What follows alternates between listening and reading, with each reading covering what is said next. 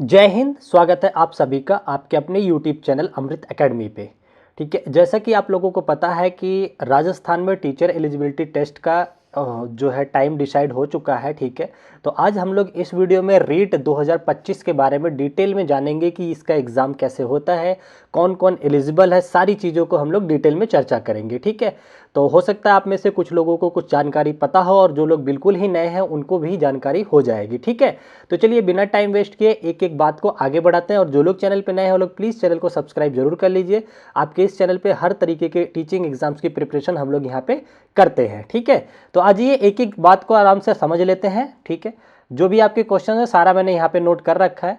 देखिए, सबसे पहला जो आपका क्वेश्चन है कि ये फॉर्म कब से फिल होगा, तो ये देखिए आपका फॉर्म फिल होना शुरू हो चुका है। ये 16 दिसंबर से ही चल रहा है। ठीक है, यानी कि 2-3 दिन पहले से ही आपका फॉर्म फिल हो रहा है। ठीक है ना, ये हो गया। दूसरा, अगर इसके एग्ज़ाम की टेंटेटिव डेट है, ये एग्ज़ाम की डेट की बात करें तो ये आपका 27 फरवरी को 2025 में होने के लिए है। ठीक है ना, और एडमिट कार्ड आपको देखने को मिल जाएगा 19 फरवरी 2025 को। ठीक है ना, तो ये डेट आपकी कंफर्म हो गई। एक एक चीज़ को मैं आपको कंफर्म कर दूंगा, कोई भी क्वेरी नहीं रह जाएगी।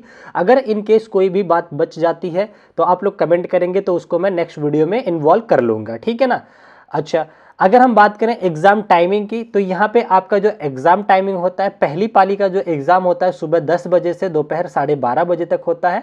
ठीक है ना, तो लगभग ढाई घंटे का ये पेपर होता है। ठीक है, सेकंड पाली जो आपकी होती है वो दोपहर के 3 बजे से शाम के 5:30 बजे तक ये होता है। ठीक है, सेकंड पाली, ये आपको पता चल गया। अगर मैं बात करूं रिपोर्टिंग टाइम का यहाँ पे, तो यहाँ पे जो रिपोर्टिंग टाइम होता है, एग्जाम कंडक्ट होने स्टार्ट होने से 2 घंटे पहले आपको रिपोर्टिंग टाइम जो है ऑफिशियल ये होता है, जब आपको पहुंचना होता है। ठीक है, यहाँ तक समझ गए आप लोग। चलिए आगे अदर चीज़ें, आपके कुछ क्वेश्चंस थे कि क्या अदर स्टेट वाले एलिजिबल है, तो बिल्कुल है। अदर स्टेट एलिजिबिलिटी बिल्कुल है आप लोग, अगर आप उसकी सारी क्राइटेरिया को फॉलो कर रहे हैं, आप ग्रेजुएट 50% से हैं और आपके पास बीएड बीटीसी की डिग्री है तो आप लोग एलिजिबल है। ठीक है ना, अदर स्टेट हो जाएंगे। लेकिन एक चीज़ ये है कि अदर स्टेट वालों को आपकी कैटेगरी का कोई भी बेनिफिट देखने को नहीं मिलेगा।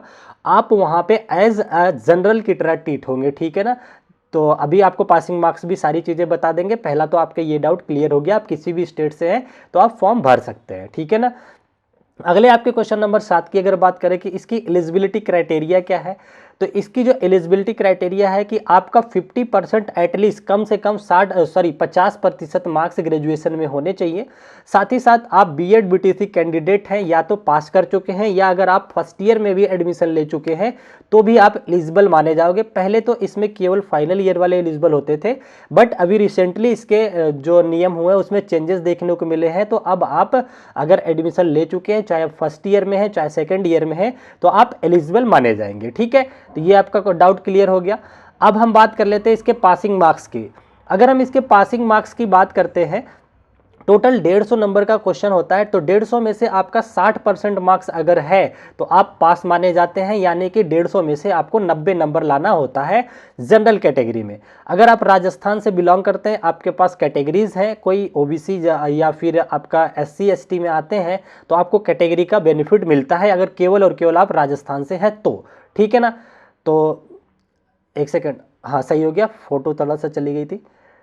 अच्छा ठीक है, ये पासिंग मार्क्स का क्राइटेरिया आपको समझ आ गया। चलिए अब हम बात कर लेते हैं डिटेल में इसके सिलेबस से। ठीक है ना, सिलेबस की बात करें, सिलेबस चेंज को लेकर के तो आगे मैंने पूरा परफॉर्मा ले रखा है, लास्ट तक वीडियो में बने रहना, एक एक टॉपिक को अच्छे से क्लियर करूंगा, क्या क्या सब्जेक्ट आता है, कैसे कैसे उनको पढ़ना है। ठीक है, एक सबसे बड़ा जो डाउट है आप लोगों का कि नेगेटिव मार्किंग का, तो यहाँ पे कोई भी नेगेटिव मार्किंग नहीं होती है, जैसे कि सीटेट में नहीं होता, सेम उसी क्राइटेरिया को ये भी फॉलो करता है, कोई भी नेगेटिव मार्किंग देखने को नहीं मिलता है। ठीक है, आज ही हम आपको एक एक इसके सिलेबस को डिस्कस कर देते हैं। ठीक है, यहाँ पे देखिए हमने पूरा नोटिफिकेशन ले रखा है। देखिए, अगर लेवल 1 जो कि आपका कक्षा 1 से 5वीं तक के अध्यापक बनने के लिए होता है, आपके जो अंक निर्धारित होते हैं 150 अंक होते हैं, 2.5 घंटे में आपको सॉल्व करना होता है, यानी कि 150 मिनट में आपको सॉल्व भी करना होता है। ठीक है, बाल विकास की अगर हम बात करते हैं, इसमें देखिए 2 सब्जेक्ट आपके कंपलसरी हैं। बाल विकास यानी कि सीडीपी आपका आता है, 30 क्वेश्चन आते हैं, 30 नंबर में आते हैं। ठीक है ना, दूसरा खंड में आपका आता है भाषा। भाषा में आपकी जितनी भी भाषाएं चलते हैं उसमें से आप चुन सकते हैं, हिंदी, अंग्रेजी, संस्कृत, उर्दू, सिंधी, पंजाबी, गुजराती, ये इसमें से आप किसी एक भाषा को ले सकते हैं। ठीक है ना, 30 क्वेश्चन इससे देखने को मिलते हैं आपके 30 नंबर के।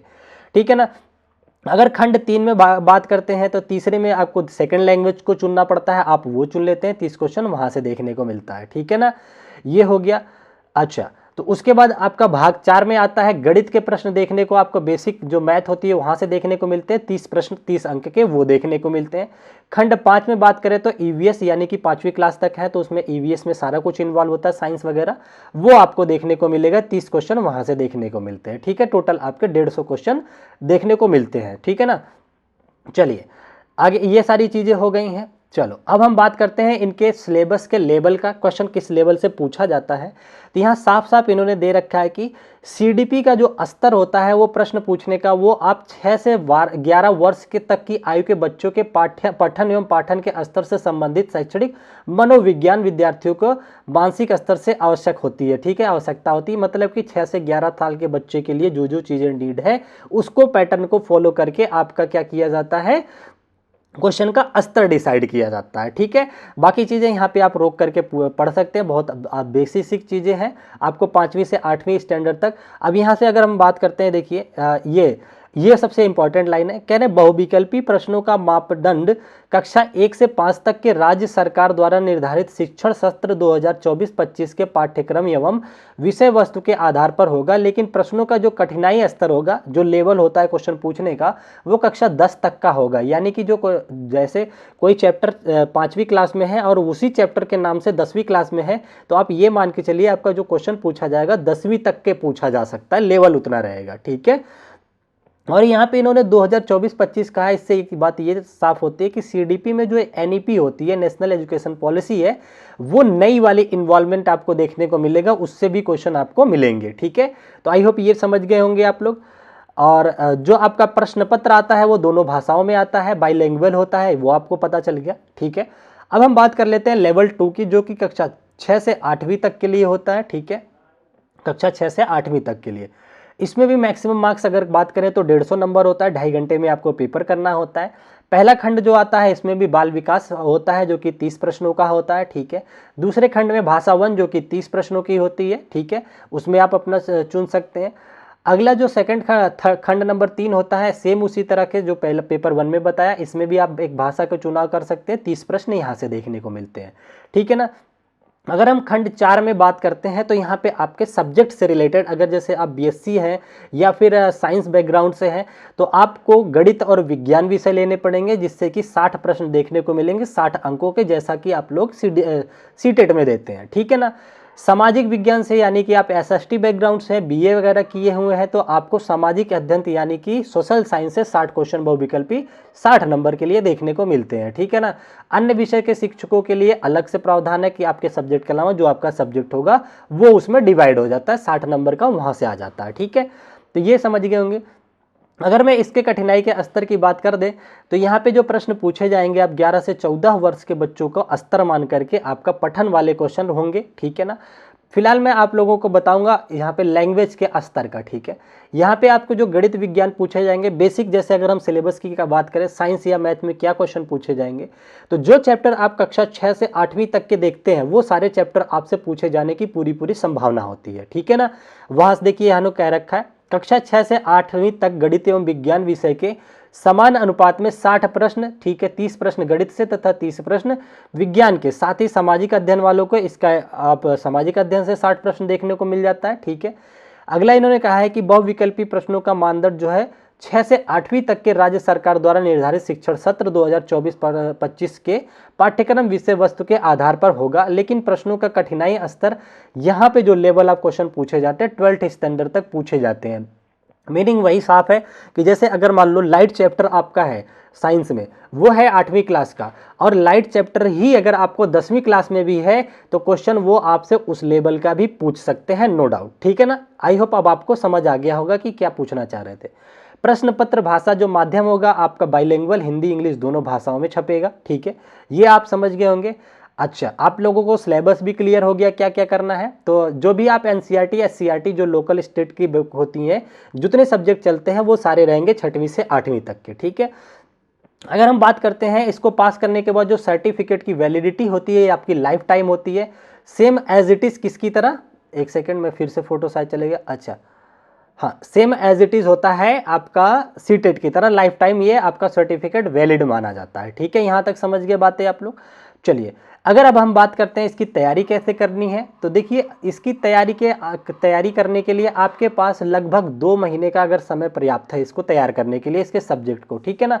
तो अगर आप 2 महीने लग करके तैयारी करते हैं तो आप आराम से कर सकते हैं। तैयारी के शुरुआती पड़ाव में आपको क्या करना है, आपको अपने बेसिक कॉन्सेप्ट पे पकड़ बनानी है, ठीक है। साथ में शॉर्ट नोट्स बनाते चलिएगा, ठीक है। और प्रीवियस ईयर क्वेश्चन जितने भी हैं उनको जरूर देखना है, और साथ में मॉक टेस्ट की प्रैक्टिस जरूर करना है। किसी भी एग्जाम का सबसे बेस ये 3 बातें मानी जाती हैं, तो आपको ये तीनों बेस मान के ही चलना होगा, ठीक है ना। अगर मैं बात करूं कि मैं आप लोगों की क्या क्लासेस और कब से स्टार्ट करूंगा, तो मेरे द्वारा आप लोगों की मैथ और साइंस, जो कि पेपर 1 में भी जो मैथ आएगी वो भी रहेगी, और पेपर 2 के लिए यानी कि लेवल 2 के लिए मैथ साइंस की क्लासेस प्रॉपर वे में विद कंटेंट, ठीक है, और साथ ही साथ प्रीवियस ईयर और प्रैक्टिस सेट के साथ ये क्लासेस मैं बहुत जल्दी 1-2 दिन के अंदर आपको इसी चैनल पे डेली के बेसिस पे अपलोड होती मिल जाएगी, ठीक है ना। हम इस क्लास में क्या करते हैं, कॉन्सेप्ट प्लस प्रीवियस ईयर पर ज़्यादा फोकस्ड करते हैं, कॉन्सेप्ट समझाने के, जिस तरीके से हम सीटेट की क्लासेस को कंडक्ट करते हैं, ठीक है ना। अच्छा, अब बाकी यहाँ तक आपके जितने भी क्वेश्चंस थे वो मैंने आप लोगों को समराइज कर दिया है। बाकी आपकी अगर फर्दर कोई भी क्वेरी है तो आप कमेंट करके पूछ सकते हैं। आई होप मैंने आपके जितने भी डाउट थे इस टॉपिक से रिलेटेड सबको क्लियर कर पाया होगा अच्छे से। तो थैंक यू सो मच, आज की वीडियो को यहीं तक रखते हैं, ठीक है। बाकी अगर आप लोगों को कोई भी प्रॉब्लम होती है, कोई भी जानकारी अधूरी लगी या समझ में नहीं आया, तो कमेंट जरूर कीजिएगा। क्लासेस या नेक्स्ट वीडियो में उस पर मैं चर्चा जरूर कर लूँगा, ठीक है। तो आज की वीडियो को यहीं तक रखेंगे, फिर मिलेंगे आप लोगों से नेक्स्ट वीडियो में। तब तक के लिए आप अपना ध्यान रखें। Bye bye, take care, thank you so much, जय हिंद।